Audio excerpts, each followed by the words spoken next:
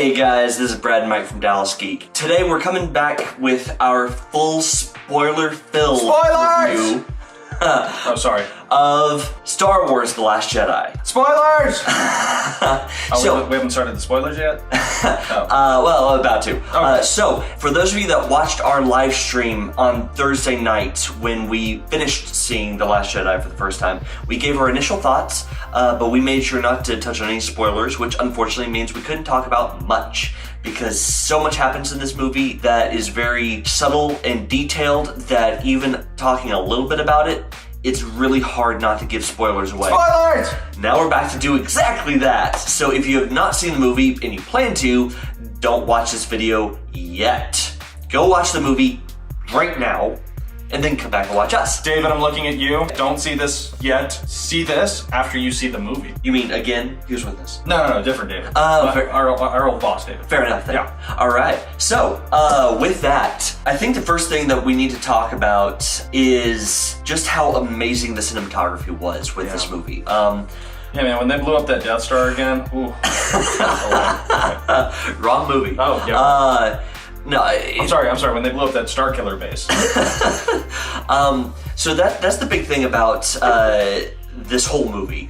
We've been talking about this a lot in our Know Your Directors series, but Rian Johnson has proven that he is absolutely one of those directors that is very in sync with his cinematographer. Every single shot, the angle of every shot, every aspect of the frame is so specific in how it's done that you can tell there was a lot of thought that went into each scene. Very meticulous. Yeah, meticulous. Sorry, I've been drinking against my own will. Hey, nothing has been done against your own will. Help me! Yet.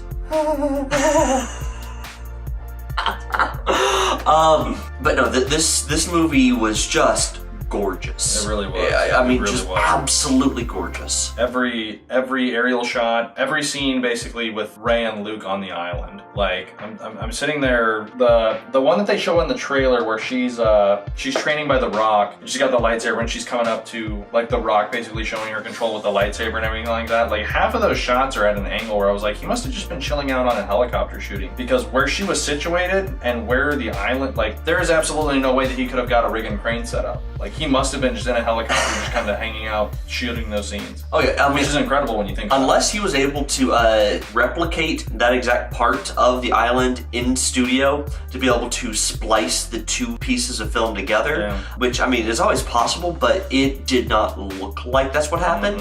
So it's very clear whatever camera rig he used was very, very complicated, or at least very smartly done. Then what else?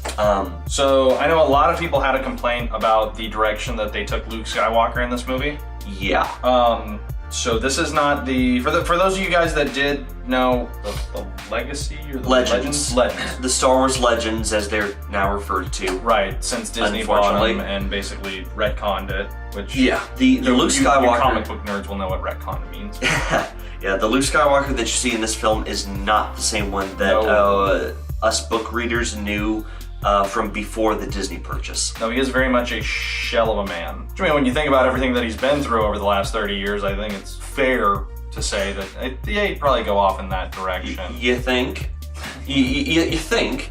Nephew goes crazy, murders all his Padawans, takes some of them to form his own little hit squad. Yeah, I can see where that would kind of send him off the deep end a little bit. And even before that, finding out that your old mentors were your father's teacher and your father's killer, who then convinced you to kill your father, all to try to then go and fix the mistakes that your father made, trying to essentially eradicate a good chunk of the galaxy. There's no mental health problem there at all. I think you undersell that when you say a good chunk of the galaxy. I mean, it depends on if you're talking about just the Jedi or all of the resistance to the Empire. Because both. One's small-ish, the other is not so much. No. No. So yeah. It makes a lot of sense, like I said, where they take them. I just didn't expect it, to be honest with you. No. I was very much like, Well, shit, these are spoilers, right? Oh yeah. Okay. So the first scene we see is Rey hands him the lightsaber, and he just takes it and throws it off a cliff. Doesn't say a word. Walks right past her and locks himself in his little hut. I mean, that surprised the hell out of me. We were all just like, I'm sorry, what? I mean, it took a second, but I think half the theater started nervously laughing. Like 5 seconds after that scene. What the hell's going on? Yeah, like there was a legitimate 3 to 5 second processing time for our entire theater before anybody felt comfortable enough to react. I thought it was really funny and a nice little nod to everything. Hello, Tyrion. Everything that Luke did when he was blowing off Rey as his immediate reaction to her showing up seemed very much like Yoda. Whether he meant for that to be his reaction or not, it really was a nice nod back to him acknowledging how he was trained and the things that he was taught to be the default reaction for this kind of situation. Right. Yeah, Luke is very much the cynical, hates the world, hates what it's come to. Yeah. Like, I think at one point he says, he's like, why do you think I came to this island? I came here to die. Yeah. Like, it's time for the Jedi to end. And you're just like yeah, and like the way the trailers set it up, it made it sound like he was talking about the Jedi Order. No. But the context in the movie is he meant himself. He went there so that he could die because he considered himself to be the Last Jedi. And that was depressing as hell. Yep. Yeah, that was a tough pill to swallow. When you kind of realize the context of what he was saying, you're like, oh, shit. That's why they're calling it The Last Jedi. Yeah. Oh. Okay. So on the other end of the spectrum, we had the big reveal of Snoke, finally. That gold robe, though. Honestly, I thought that was kind of a weird aesthetic choice. Where do I get one of those, though? All right. Like, son of a bitch. Like, if I can control people with the Force like that wearing that robe, like, I don't think anybody would ever. Like, that's one of those I think if I ever saw a guy in that kind of robe, I'd be like, really, man? And then he starts force throwing me around the room, and I'm like, oh, okay. You can to be fair, it was very Donald Trump chic in the robe aesthetics. It's very, he did have a very, this is Trump's America, Snoke's America feel. There was definitely a very a creepy vibe that he gave off when interacting with Rey too, and I mean his whole interaction with Rey and Kylo Ren when they finally were brought together, all three of them. It was just so dominating and so clear that he was the one in control of this situation. Yeah, like he wasn't messing around. No. I mean, granted, I appreciated that there were a couple pieces during that whole scene that felt very much like the scene between Luke, Vader, and Palpatine during Return of the Jedi. Right. So I thought that was a really nice, subtle nod, but at the same time, it was done very differently. Right. Like, everything about Snoke's demeanor made it clear any comparison that you thought you could make of him to Emperor Palpatine, he was going to make sure that Emperor Palpatine looked like nothing by comparison. Like he was a little girl by comparison. You can say it, a bitch.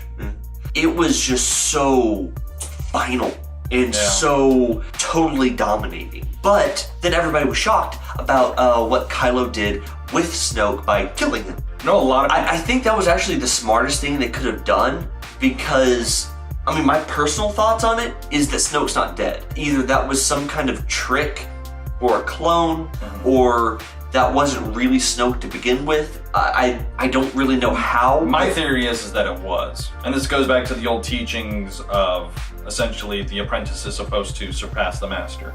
For those of you that have seen the movie, if you listen carefully to everything that Snoke is saying right before it happens, you know, he turns his lightsaber onto his enemy, he strikes down his enemy, his true enemy becoming more powerful, blah, blah, blah, blah, blah. He doesn't ever say Rey's name. He never says Rey, he never says the Resistance, he never says his mother, he just says his true enemy. Like, he makes sure that there is a very neutral tone to the specific person that he is talking about Kylo acting against. Exactly. As if he knew it was going to be him, even though his mannerisms and tone of voice don't give that away. Right. Which is why I personally think that he knew this ahead of time and had taken precautions. The biggest thing for me that makes me believe that is he made a point, a very obvious point, that he was going to let Kylo and Rey know that their psychic link that they've had throughout the entire movie was not their doing, it was his. Right. Only his. And then at the very end of the movie, that psychic link between him and Rey was still there right up until the point that she chose to stop it. Now, yes, you can always try to say that, well, they're both Force users. They could have done that all themselves as a willing piece of connection trying to reach out to each other. But I think Rian Johnson was way too smart to overlook something so obvious. Yeah. When every other hint that he gave to big reveals throughout the movie were so subtle, I don't think something like this would have been overlooked without it being completely intentional. Agreed. I think that there is absolutely something else going on here, but which just really makes me think that Snoke in some way, form, or fashion is still alive. I don't know how, but I think he is. They spent way too much time building up Snoke, building up the importance of him. I don't think that this is the end of it. I can't Well, believe we'll find out on the next yet. episode of Dragon Ball Z. Oh, wait. No. So what else? No, so with The Force Awakens, I know a lot of people complained that Poe Dameron didn't have as much screen time as Rey and Finn. That is not the case in this movie. Like, he is the focal point of the movie.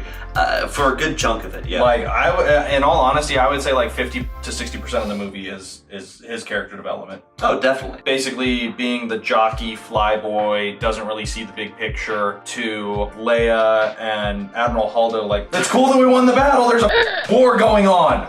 Like, you need to see that there's more going on than this just one,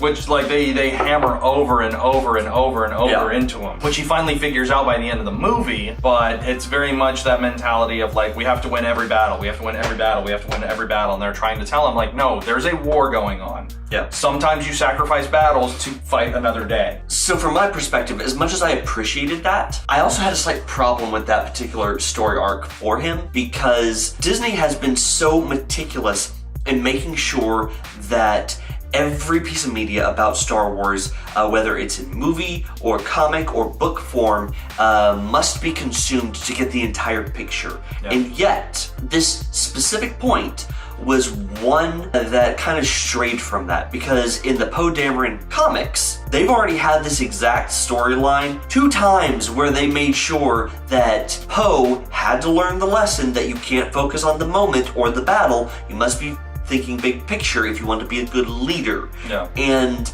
the fact that you had to do it a 3rd time for the movie, while it is beneficial to the movie-only fans, to the fans that have been consuming all the other media, it does seem a little insulting to us, and at the same time makes Poe as a character seem very dumb, because clearly he is unable to keep a lesson so hard learned in his head for more than a couple days or a couple battles before he has to learn it again. I don't think... And that's a problem, especially when the other 2 storylines from the comics were taking place at least a couple years prior to The Force Awakens. I don't think dumb is fair, I think headstrong. He's very headstrong.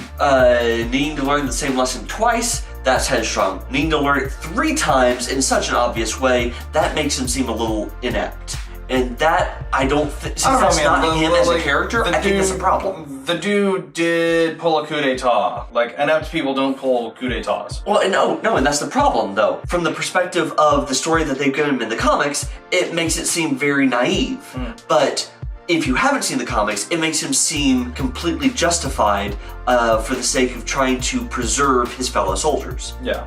Yeah, I mean, I think that they could have done Poe a little bit more justice if either they had talked about this as a possible story arc for his character in the comics prior to the making of the movie, or if the comic side with Marvel had been a little bit more in tune with the movie side and known this was going to be a story arc that they were going to be doing in the movie, so don't be pushing it so hard in the comics so that it makes such a dissonant tone for his personal development. Okay. I think there needed to be more communication, which is interesting to me because Disney has seemed like such a heavy-handed guidance when it comes to their connected universes that they create. Like we've seen, like with Marvel, right. They are very heavy-handed with making sure every detail is accounted for. Right. So the fact that this is something so simple that was overlooked, I don't know whose fault that is, but I do think it's a problem that is going to come back to hurt the character in the long run. So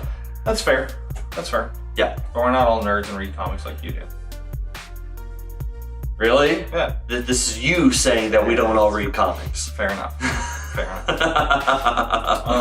So what else you got? Yeah, I was gonna say Carrie Fisher. Oh dear Lord. That was heartbreaking. Dude, I honestly felt my heart sink a couple times during the movie. I mean, like especially with her and Admiral Holdo. Well, I mean, we mentioned it during our live stream that there were a few times during the movie that there were scenes where it felt like characters telling her goodbye, even though they couldn't have known ahead of time that would have happened to Carrie. Like it hit me deep. Yeah. It hit me deep. It really was. Like there was like with Admiral Holdo when she's just kind of like somebody's got to stay behind to pilot and she's like, I can't take any more losses. And she's like, well, you taught me how to. And then they just kind of hold each other's hands and it zooms in on that and they're just like, God, like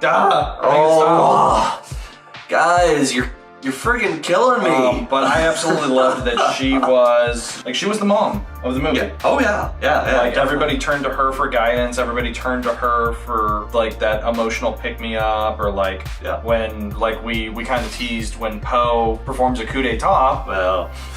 And the person that puts an end to it is Leia. In one of the best ways I think we've ever seen. It's just like Leia, and she pops him with the stun gun. Everybody else is just like, okay, we give up. But when Poe comes to on the transport off the main ship, who's the first person that tells him to come sit by her? It's Leia. Yeah. And she starts mothering him, and she's like talking to him and this and that in that very motherly tone. And it's like, and they very much build up the fact that like she is the most respected character in basically the galaxy. Oh yeah, absolutely. Like even more so than Luke. Absolutely. Yeah. Although I do have to say, from a more behind-the-scenes standpoint, that scene where she walks into the room and ends the coup that Poe is trying to start, I found it personally hilarious because one of the people that was supporting the coup was her daughter, her actual daughter, Billie Lourd. Yeah, and that's right. I always as soon as and they got her hair up in buns and everything. So as soon as Poe hit the ground from the stun blast and the camera pans over and you see Billie's face, I know she was in character, but just seeing her face looking like the guilty kid with mom coming in to scorn everybody, it just seemed so hilarious. I loved that so much. I mean, seriously, I know that it's part sentimentality because of the relation, but I am actually really looking forward to seeing more of Billie Lourd in Star Wars, especially because in this movie we got to see more of her acting abilities, and she felt very at home with this type of story, with the material she was given. I'm actually really looking forward to seeing what else she has to offer with it. She seemed very correct. Yeah, for I think that's a very good way to say it. She felt very at home. Yeah. So whether you want to think of it as it's a way for Carrie Fisher to still be around, or you want to think of it as Billie taking on her natural inheritance, either way, I think that she has a home with Star Wars as long as she wants it, and if she continues to give us the performance that she did in this movie and up her game with each new movie that she's involved in, I'm excited to see what else she has to offer. Yeah, for sure. So, for sure. And then if we're going to be talking about heartbreaking Leia scenes, we have to talk about... Nope. Damn it. I know. Say it. Her and Luke.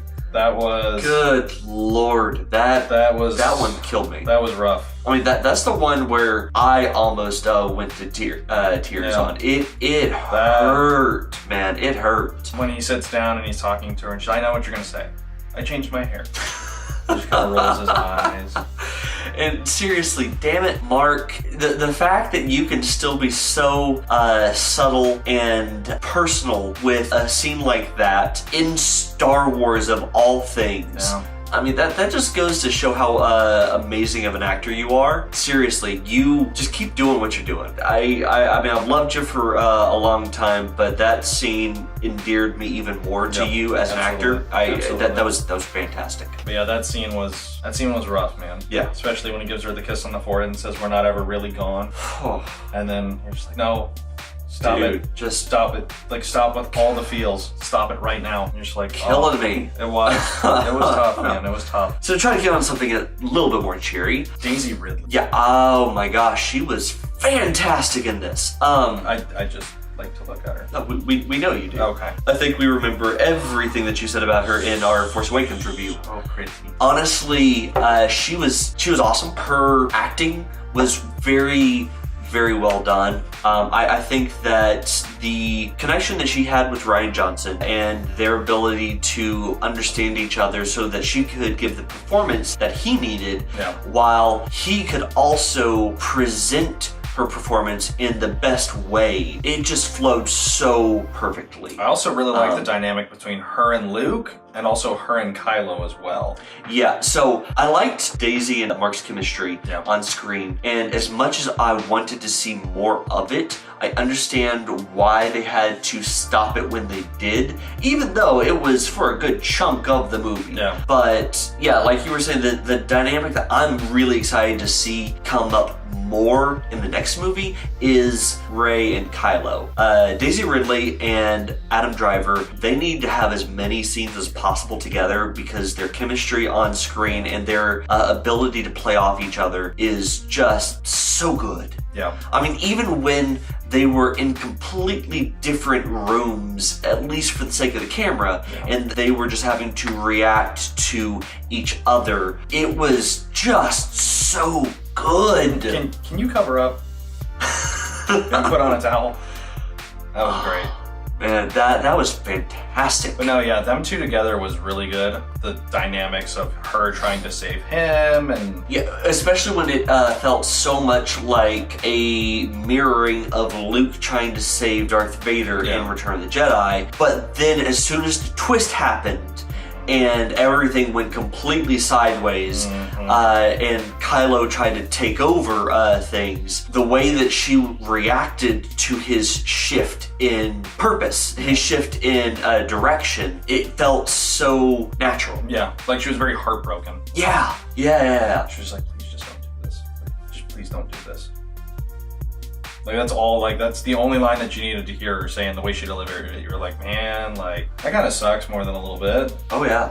Yeah. No, that was awesome. Yeah. And can I just say, as a really brief aside, the Praetorian Guards, they were everything that Star Wars fans of the books and the old comics had wanted to see from the Emperor's Royal Guards, but didn't. This was exactly what everybody was hoping for the second we saw the first picture that there was going to be a new version of the Royal Guards. This was exactly the kind of scene we were hoping for. And they threw down. On the other end of the spectrum, the one disappointing thing that had been hyped to the absolute nth degree. Friggin' Phasma, man. They gave her a book.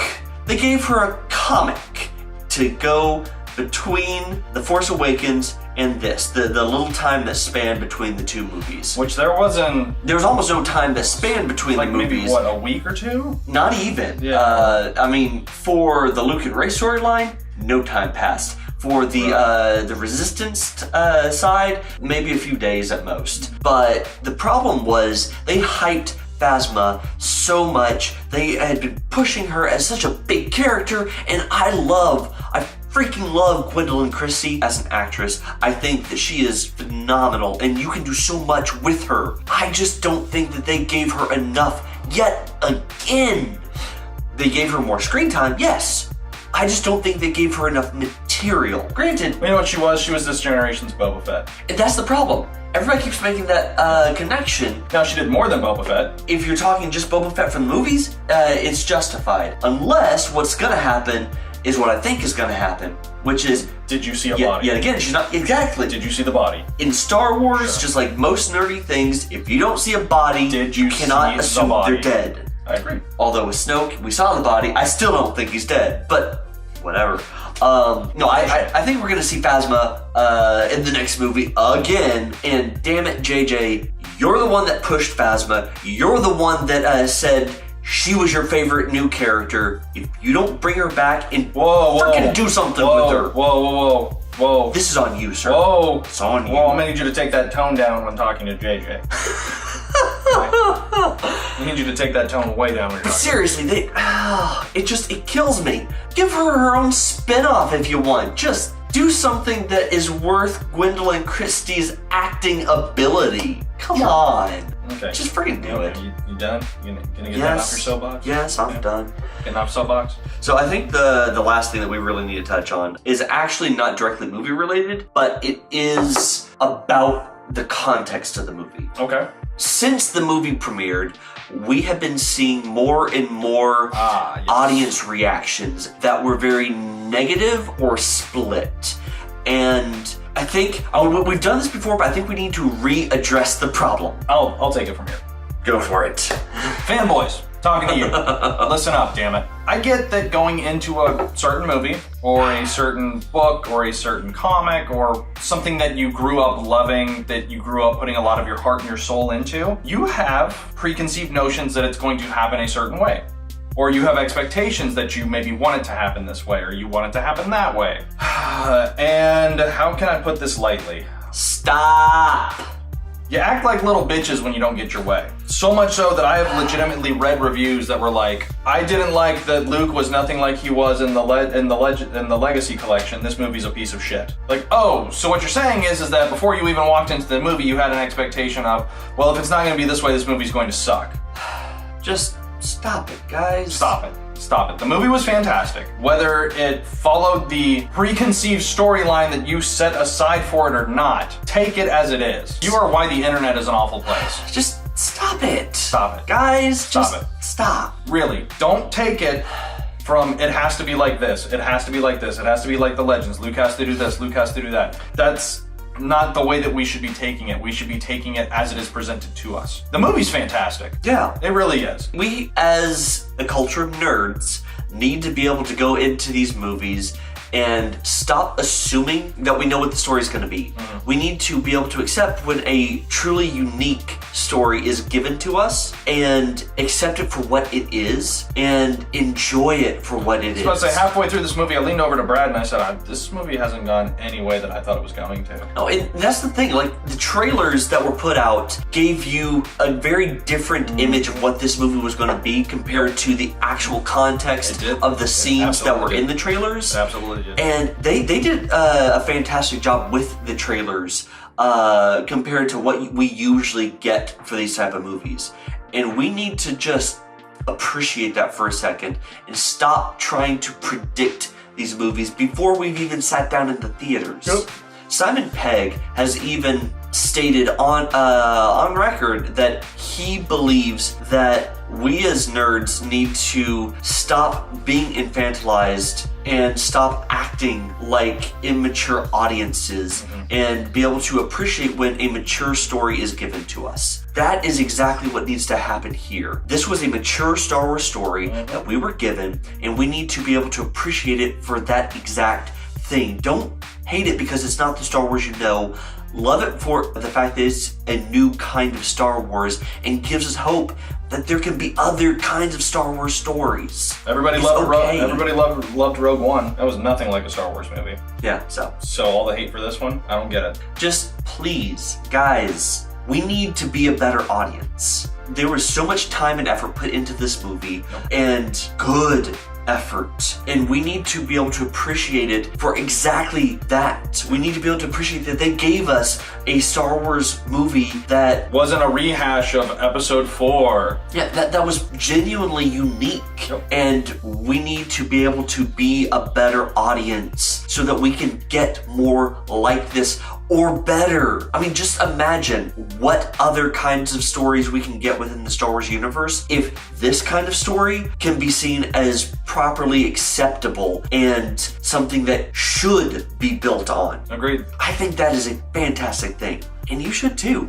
Yeah, with that, is there anything else that we haven't touched on? Go see the damn movie. Just I will do be it. seeing it again.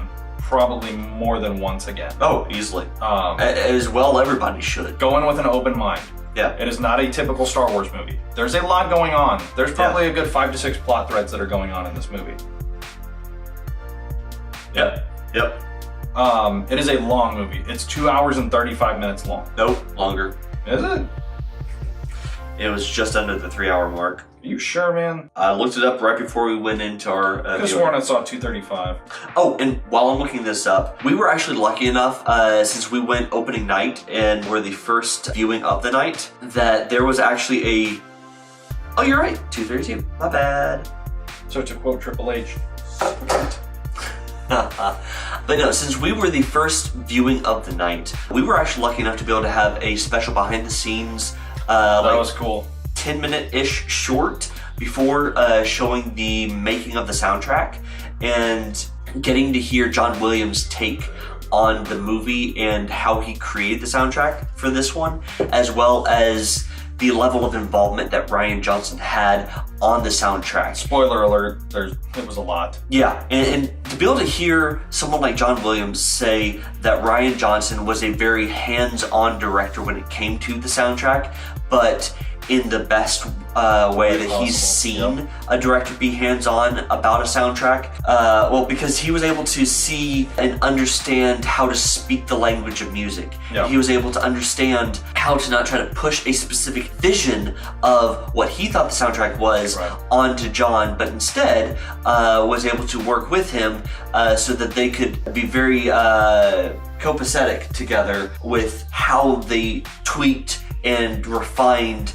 each scene in the music for it. Yeah. And it was fantastic. It was amazing. It really was. It was awesome. That was actually probably one of my favorite parts of the opening night experience. Yeah, for sure. So that I'm actually glad that we got to see that. But I think we can go ahead and call it on that. Yeah, no, I think we have gone to the nth degree on this review without saying blow by blow what the movie was. Right. So with that, this is Brad and Mike from Dallas Geek saying, see ya. Oh, wait. Wrong one. Dude.